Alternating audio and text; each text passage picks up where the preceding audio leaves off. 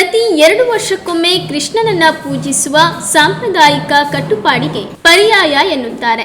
ಅಂದರೆ ಓರ್ವ ಪೀಠಾಧಿಪತಿಗಳಿಗೆ 16 ವರ್ಷಕ್ಕೊಮ್ಮೆ ಕೃಷ್ಣನ ಪೂಜಾವಕಾಶ ದೊರೆಯುತ್ತದೆ. ಈ 2024 ಇಸ್ವಿಯ ಜನವರಿ 18 ಪರ್ಯಾಯ ಮಹೋತ್ಸವ. ಈ ಬಾರಿಯ ಕೃಷ್ಣನ ಪೂಜೆಯ ಅವಕಾಶ ಪುತ್ತಿಗೆ ಮಠದ ಶ್ರೀಗಳಿಗೆ. ಶ್ರೀ ಸುಗುಣೇಂದ್ರ ತೀರ್ಥರಿಗೆ ಈಗ ಪರ್ಯಾಯದ ಅವಕಾಶ.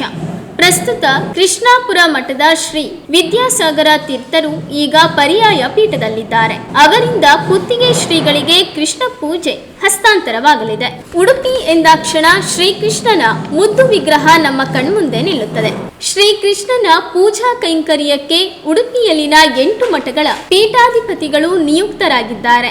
ಒಟ್ಟಿಗೆ ಅವರು ದೈನಿಕ ಪೂಜೆಗೆ ನಿಯುಕ್ತರಾಗುವುದಿಲ್ಲ. ಶ್ರೀ ಮಧ್ವಾಚಾರ್ಯರು ಸ್ಥಾಪಿಸಿದ ಈ 8 ಮಠಗಳಿಗೆ ಕೃಷ್ಣನ ಪೂಜೆಗೆಂದೇ ಒಬ್ಬೊಬ್ಬ ಪೀಠಾಧಿಪತಿಗಳು 2 ವರ್ಷ ಮಾತ್ರ ಪೂಜಾ ಕೈಂಕರ್ಯಗಳನ್ನ ಮಾಡುವಂತೆ ಆಚಾರ್ಯರು ಅಣತಿ ಮಾಡಿದ್ದರು.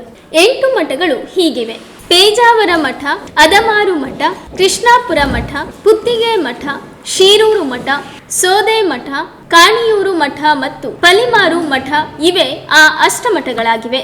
ಜನವರಿ 18ರ ಮುಂಜಾನೆ ಪರ್ಯಾಯ ಹಿನ್ನೆಲೆಯಲ್ಲಿ ಸರ್ವಜ್ಞ ಪೀಠಾರೋಹಣ ನಡೆಯುತ್ತದೆ. ಇದಕ್ಕೆ ಮೊದಲು ದಂಡತೀರ್ಥ ಕೆರೆಯಲ್ಲಿ ಸ್ನಾನ ಮಾಡಿ ಪೂಜೆ ಮಾಡಿ ಆಗಮಿಸುವ ಶ್ರೀಗಳು ಬೆಳಗಿನ ಜಾವ ಉಡುಪಿ ನಗರವನ್ನ ಪ್ರವೇಶಿಸುತ್ತಾರೆ. ಉಡುಪಿಯ ಜೋಡುಕಟ್ಟೆಯಿಂದ ಮೆರವಣಿಗೆ ಮೂಲಕ ಪರ್ಯಾಯ ಪೀಠಾರೋಹಣ ಮಾಡುವ ಸ್ವಾಮೀಜಿಯವರನ್ನ ಕರೆತರಲಾಗುತ್ತೆ. ಒಂದೆಡೆ ಪರ್ಯಾಯ ಸ್ವಾಮೀಜಿಯವರ ಮೆರವಣಿಗೆ ನಡೆಯುತ್ತಿದ್ದರೆ, ಮತ್ತೊಂದೆಡೆ ಜನವರಿ 17ರ ರಾತ್ರಿಯಿಂದಲೇ ಇಡೀ ಊರಿಗೆ ಊರೇ ನಿದ್ರಿಸದೆ ಸಾಂಸ್ಕೃತಿಕ ಕಾರ್ಯಕ್ರಮಗಳ ಸಹಿತ ಜಾತ್ರೆಯ ವಾತಾವರಣದಲ್ಲಿ ಸಂಭ್ರಮಿಸುತ್ತಾರೆ. ಸ್ವಾಮೀಜಿ ಕೃಷ್ಣಮಠ ಪ್ರವೇಶ ಮಾಡಿದ ಬಳಿಕ ಪೂಜೆಯ ಅಧಿಕಾರ ಹಸ್ತಾಂತರ ವಿಧಿವಿಧಾನಗಳು ನೆರವೇರುತ್ತವೆ. ವಿದ್ಯುಕ್ತ ಹಸ್ತಾಂತರ ಸರ್ವಜ್ಞ ಪೀಠದಲ್ಲಿ ನಡೆಸಲಾಗುತ್ತೆ.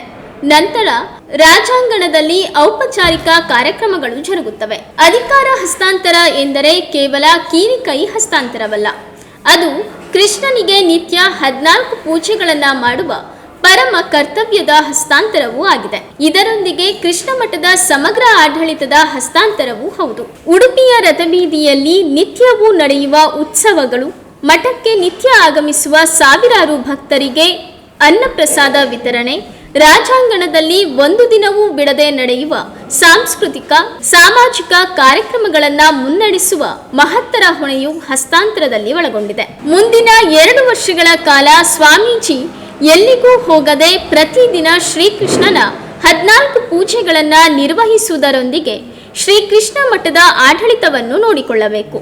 ಸಾವಿರಾರು ಮಂದಿಗೆ ಊಟ, ವಸತಿ, ವಿದ್ಯೆಯನ್ನ ನೀಡುವ ವ್ಯವಸ್ಥೆಯ ಹೊಣೆಗಾರಿಕೆಯೂ ಇದೆ.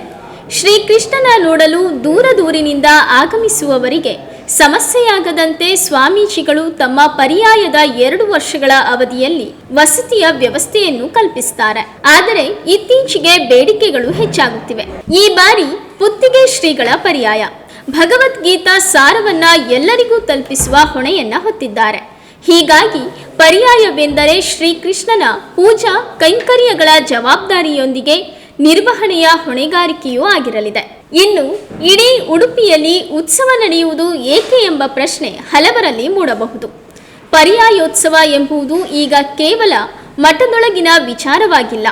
ಶ್ರೀಕೃಷ್ಣ ಉಡುಪಿಯ ಒಡೆಯನಾಗಿರುವ ಕಾರಣ ಜಾತಿ ಧರ್ಮ ಭೇದ ಮರೆತು ಎಲ್ಲರೂ ಒಂದಾಗಿ ಉಡುಪಿಯನ್ನ ಉತ್ಸವೋಪಾದಿಯಲ್ಲಿ ಸಂಭ್ರಮಿಸುತ್ತಾರೆ.